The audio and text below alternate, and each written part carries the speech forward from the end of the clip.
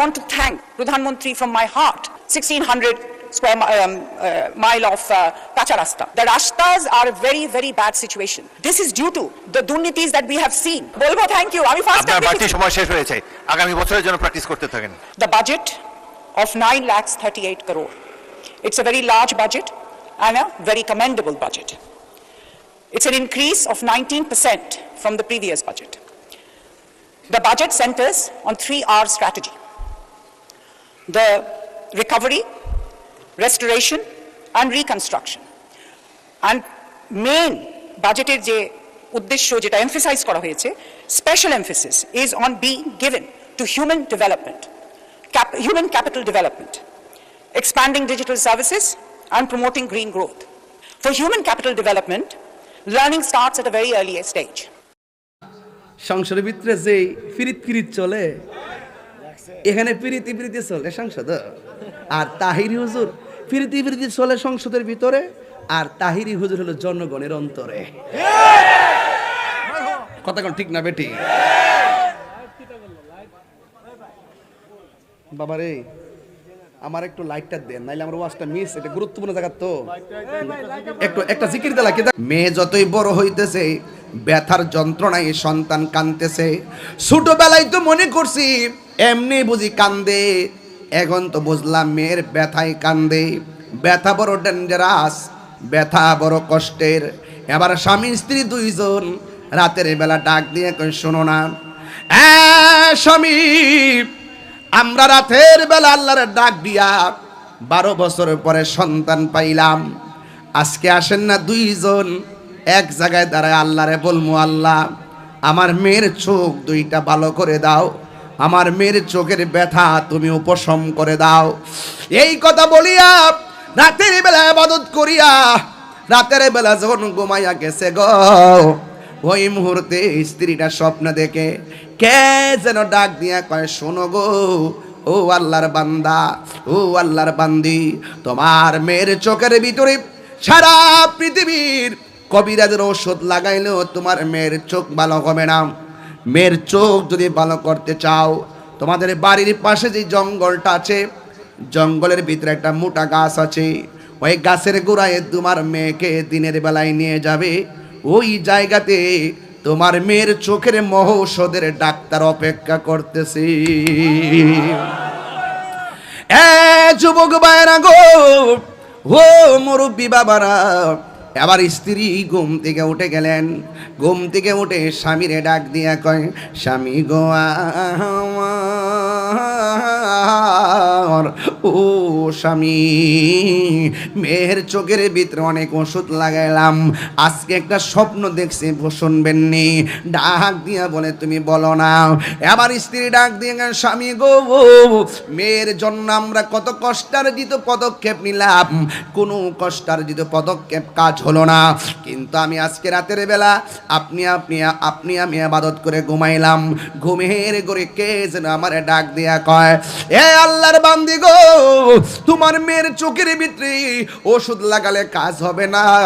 তোমার বাড়ির পাশে যে জঙ্গলটা আছে, এই জঙ্গলের পাশে একটা গাছ আছে, ওই গাছের গোড়ায় গিয়ে দেখবা কবিরাজ অপেক্ষা করতেছে। এখন আপনি কি বলেন? স্বামী ডাক দিয়ে, শোনো গো, কোনোদিন তো আল্লাহর সঙ্গে নাফরমানি করি নাই, স্বপ্নটা যেহেতু গভীর রজনীতে দেখেছ, কাজ তো হইলেও হতে পারে, চলো আমরা মেয়েটাকে নিয়ে সেখানে চলে যায়। মেয়েটার দুইটা সমস্যা, 1 নম্বর চোখে দেখে না, 2 নম্বর চোখের মধ্যে ব্যথা করে, অনেক ওষুধ লাগালেও চোখ ভালো হলো না। হ্যাঁ বন্ধু গো, ওই মুহূর্তে স্বামী স্ত্রী দুইজন একবার সন্তানদের নিয়ে গাছের গোড়ার মধ্যে বসাইলেন। স্বামী একদিকে চলে গেল আর স্ত্রী আরেক দিকে চলে গেল। স্বামী স্ত্রী দুইজন কবিরাজ তালাশ করে, আর মেয়েটা গাছের গোড়ায় বসে আছে।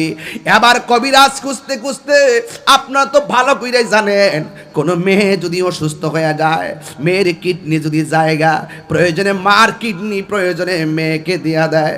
সন্তান অসুখ হলে মায়ের চেহারার দিকে তাকায় না, মায়ের গয়নার দিকে তাকায় না, টাকার দিকে তাকায় না, সব বিক্রি কইরা বাপ মা বুড়া বেটা বেড়িরা সব বেচ্চা দেয়, কয় মানুষ বানাই ফুলারে, আমরার তো শেষ বয়সের কি আছে, আমরারে আমার পোলাই একদিন দেখব, এই স্বপ্ন দেখা জিফুত তুলে সব ব্যয় করে।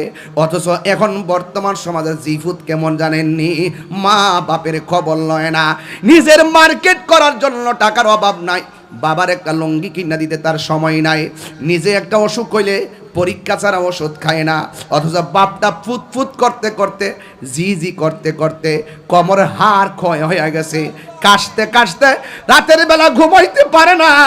ওই বাপের খবর অনেক কুলাঙ্গার সন্তান নেয় না, কথা কন ঠিক কিনা? আল্লাহর গজব পর্ব কইয়া দিয়ে গেলাম, আল্লাহর গজব পর্ব। খবরদার মা বাবার মনে কষ্ট দিয়া খাওন খায়া পেট ভরতে পারবা, কিন্তু মনের শান্তি পাওয়া যাবে না। ওই মা সন্তানের জন্য যাইতে যাইতে অনেক ভিতরে ঢুকে গেছে, সন্ধ্যা হইয়া গেছে, বাবাও একদিক দা পাগলের মতো কবিরাজ খুঁজতেছে, মাও কবিরাজ খুঁজতেছে, আর এই দিক দিয়ে মেয়েটা সন্ধ্যা হইয়া গেছে, কিশোর বয়সের মেয়ে, কানে শুনতেছে বাঘের গর্জন শোনা যায়, কানে শুনতেছে বাঘের গর্জন শোনা যায়। বন্ধু গো, এমন গর্জন, বল্লুকের আওয়াজ আর বাঘের আওয়াজ। এবার মেয়েটা ভয় পাইয়া গেছে। আপনারা জবান খুলে বলেন, মা কাছে ছিল, মা এই মুহূর্তে সন্ধ্যাবেলা কাছে নাই, বাবা কাছে ছিল, সন্ধ্যাবেলা বাবা কাছে নাই।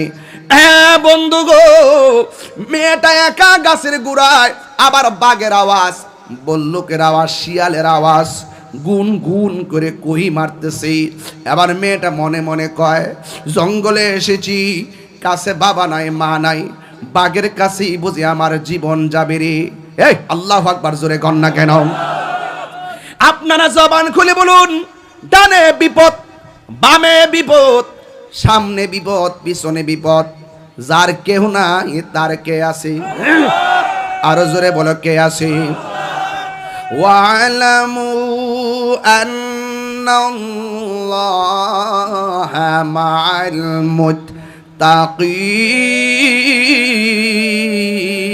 মুত্তাকিন, যার কেউ নাই তার কে আছে?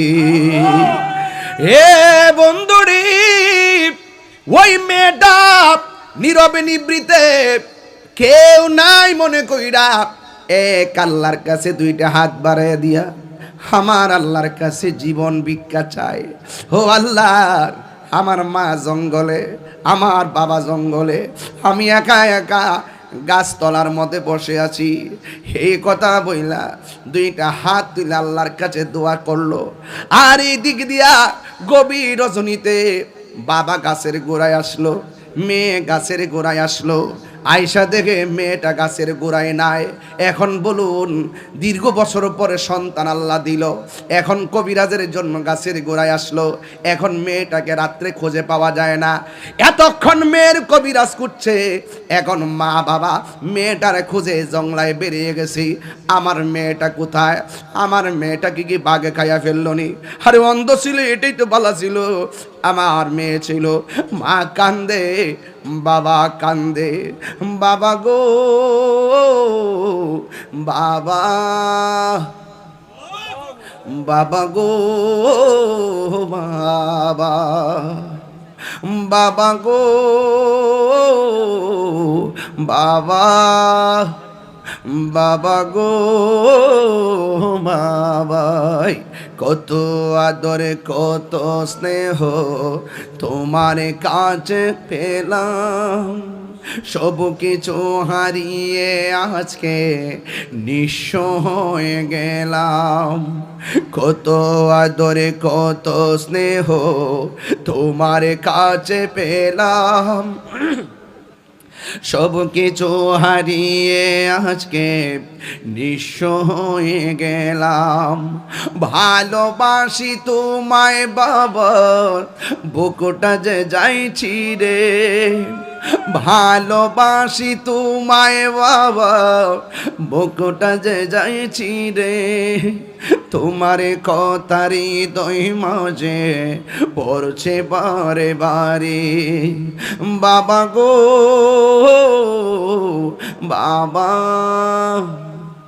বাবা গো বাবা, মগো তোমার মতো লই না কেহ আমায় কুলে টানি,